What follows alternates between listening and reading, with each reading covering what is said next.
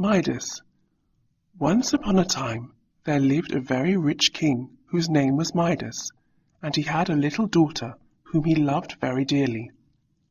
This king was fonder of gold than of anything else in the whole world, or if he did love anything better, it was the one little daughter who played so merrily beside her father's footstool. But the more Midas loved his daughter, the more he wished to be rich for her sake.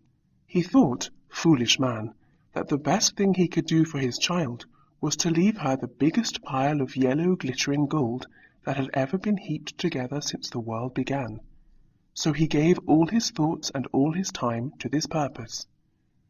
When he worked in his garden, he used to wish that the roses had leaves made of gold, and once when his little daughter brought him a handful of yellow buttercups, he exclaimed, "Now, if these had only been real gold, they would have been worth gathering." He very soon forgot how beautiful the flowers and the grass and the trees were, and at the time my story begins, Midas could scarcely bear to see or to touch anything that was not made of gold. Every day he used to spend a great many hours in a dark, ugly room underground. It was here that he kept all his money, and whenever Midas wanted to be very happy, he would lock himself into this miserable room and would spend hours and hours pouring the glittering coins out of his money bags. Or he would count again and again the bars of gold which were kept in a big oak chest with a great iron lock in the lid. And sometimes he would carry a box full of gold dust from the dark corner where it lay, and would look at the shining heap by the light that came from a tiny window. To his greedy eyes there never seemed to be half enough. He was quite discontented. "Oh, what a happy man I should be," he said one day, "if only the whole world could be made of gold, and if it all belonged to me." Just then a shadow fell across the golden pile, and when Midas looked up, he saw a young man with a cheery, rosy face standing in the thin strip of sunshine that came through the little window. Midas was certain that he had carefully locked the door before he opened his money bags, so he knew that no one, unless he were more than a mortal, could get in beside him. The stranger seemed so friendly and pleasant that Midas was not in the least afraid. "You're a rich man, friend Midas," the visitor said. "I doubt if any other room in the whole world has as much gold in it as this." "I doubt if any other room in the whole world has as much gold in it as this." "Maybe," said Midas, in a discontented voice, "but I wish it were much more. And think how many years it has taken me to gather it all. If only I could live for 1,000 years, then I might be really rich." "Then you're not satisfied?" asked the stranger. Midas shook his head. "Well, what would satisfy you?" the stranger said. Midas looked at his visitor for a minute, and then said, "I'm tired of getting money with so much trouble. I should like everything I touch to be changed into gold." The stranger smiled, and his smile seemed to fill the room like a flood of sunshine. Are you quite sure, Midas, that you would never be sorry if your wish were granted?" he asked. "Quite sure," said Midas. "I ask nothing more to make me perfectly happy." "Be it as you wish, then," said the stranger. "From tomorrow at sunrise you will have your desire. Everything you touch will be changed into gold." The figure of the stranger then grew brighter and brighter, so that Midas had to close his eyes, and when he opened them again he saw only a yellow sunbeam in the room, and all around him glittered the precious gold which he had spent his life in gathering. How Midas longed for the next day to come! He scarcely slept that night, and as soon as it was light he laid his hand on the chair beside his bed.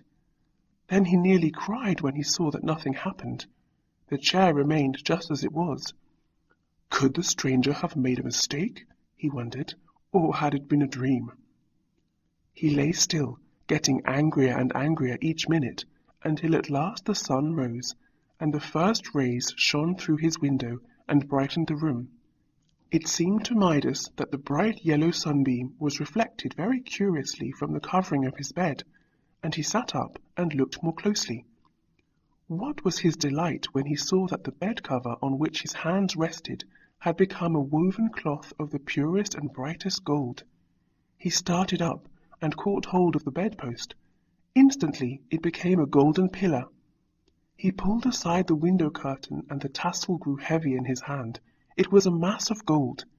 He took up a book from the table, and at his first touch it became a bundle of thin golden leaves, in which no reading could be seen. Midas was delighted with his good fortune. He took his spectacles from his pocket and put them on, so that he might see more distinctly what he was about. But to his surprise, he could not possibly see through them. The clear glasses had turned into gold, and of course, though they were worth a great deal of money, they were of no more use as spectacles. Midas thought this was rather troublesome, but he soon forgot all about it. He went downstairs, and how he laughed with pleasure when he noticed that the railing became a bar of shining gold as he rested his hand on it. Even the rusty iron latch of the garden door turned yellow as soon as his fingers pressed it. How lovely the garden was! In the old days Midas had been very fond of flowers, and had spent a great deal of money in getting rare trees and flowers with which to make his garden beautiful. Red roses in full bloom scented the air, purple and white violets nestled under the rose bushes, and birds were singing happily in the cherry trees, which were covered with snow-white blossoms. But since Midas had become so fond of gold, he had lost all pleasure in his garden. This morning he did not even see how beautiful it was. He was thinking of nothing but the wonderful gift the stranger had brought him, and he was sure he could make the garden of far more value than it had ever been. So he went from bush to bush and touched the flowers, and the beautiful pink and red color faded from the roses. The violets became stiff, and then glittered among bunches of hard yellow leaves, and showers of snow-white blossoms no longer fell from the cherry trees.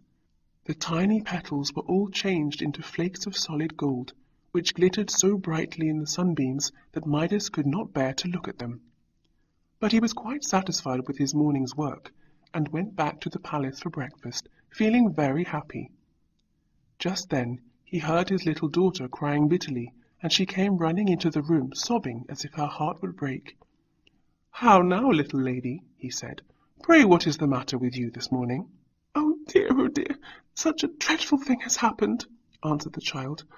"I went to the garden to gather you some roses, and they're all spoiled. They have grown quite ugly and stiff and yellow, and they have no scent. What can be the matter?" And she cried bitterly. Midas was ashamed to confess that he was to blame, so he said nothing, and they sat down at the table. The king was very hungry, and he poured out a cup of coffee, and helped himself to some fish. But the instant his lips touched the coffee, it became the color of gold, and the next moment it hardened into a solid lump. "Oh, dear me!" exclaimed the king, rather surprised. "What's the matter, father?" asked his little daughter. "Nothing, child, nothing," he answered. "Eat your bread and milk before it gets cold." Then he looked at the nice little fish on his plate, and he gently touched its tail with his finger. To his horror, it at once changed into gold. He took one of the delicious hot cakes, and he had scarcely broken it when the white flour changed into yellow crumbs which shone like grains of hard sea sand. "I don't see how I'm going to get any breakfast," he said to himself, and he looked with envy at his little daughter, who had dried her tears and was eating her bread and milk hungrily. "I wonder if it will be the same at dinner," he thought, "and if so, how am I going to live if all my food is to be turned into gold?" Midas began to get very anxious and to think about many things he had never thought of before. Here was the very richest breakfast that could be set before a king, and yet there was nothing that he could eat. The poorest workman sitting down to a crust of bread and a cup of water was better off than King Midas, whose dainty food was worth its weight in gold. He began to doubt whether, after all, riches were the only good thing in the world, and he was so hungry that he gave a groan. His little daughter noticed that her father ate nothing, and at first she sat still looking at him and trying to find out what was the matter. Then she got down from her chair, and running to her father, she threw her arms lovingly round his knees. Midas bent down and kissed her. He felt that his little daughter's love was 1,000 times more precious than all the gold he had gained since the stranger came to visit him. "My precious, precious little girl," he said, but there was no answer. Alas! What had he done? The moment that his lips had touched his child's forehead, a change took place. Her sweet, rosy face, so full of love and happiness, hardened and became a glittering yellow color. Her beautiful brown curls hung like wires of gold from the small head, and her soft, tender little figure grew stiff in his arms. Midas had often said to people that his little daughter was worth her weight in gold, and it had become really true. Now, when it was too late, he felt how much more precious was the warm, tender heart that loved him than all the gold that could be piled up between the earth and the sky. He began to wring his hands, and to wish that he was the poorest man in the world, if the loss of all his money might bring back the rosy color to his dear child's face.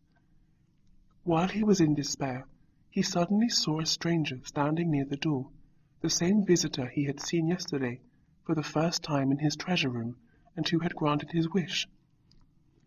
"Well, friend Midas," he said, "pray how are you enjoying your new power?" Midas shook his head. "I am very miserable," he said. "Very miserable, are you?" exclaimed the stranger. "And how does that happen?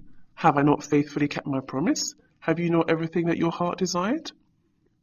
"Gold is not everything," answered Midas, "and I have lost all that my heart really cared for."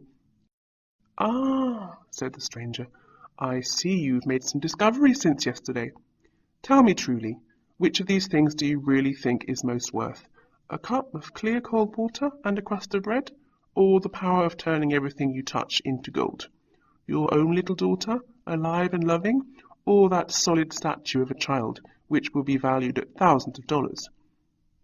"Oh, my child," sobbed Midas, wringing his hands.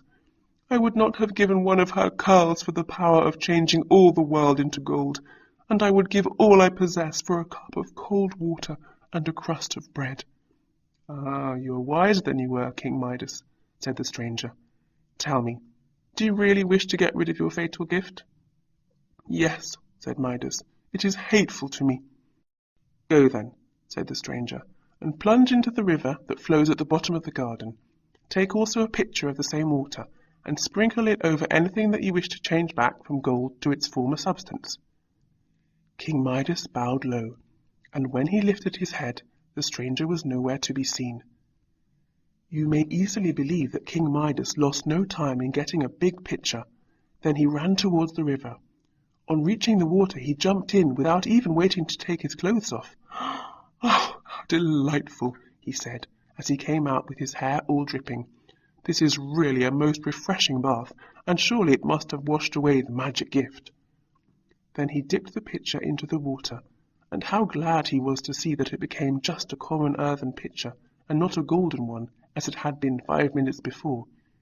He was conscious, also, of a change in himself.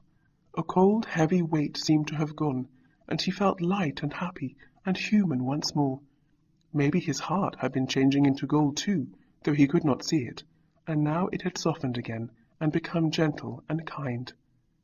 Midas hurried back to the palace with the pitcher of water, and the first thing he did was to sprinkle it by handfuls all over the golden figure of his little daughter.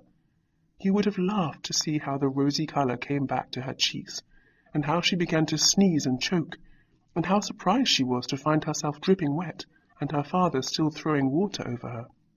You see, she did not know that she had been a little golden statue, for she could not remember anything from the moment when she ran to kiss her father. King Midas then led his daughter into the garden, where he sprinkled all the rest of the water over the rose bushes, and the grass, and the trees, and in a minute they were blooming as freshly as ever, and the air was laden with the scent of flowers. There were 2 things left, which, as long as he lived, used to remind King Midas of the stranger's fatal gift. One was that the sands at the bottom of the river always sparkled like grains of gold, and the other that his little daughter's curls were no longer brown. They had a golden tinge, which had not been there before that miserable day when he had received the fatal gift, and when his kiss had changed them into gold.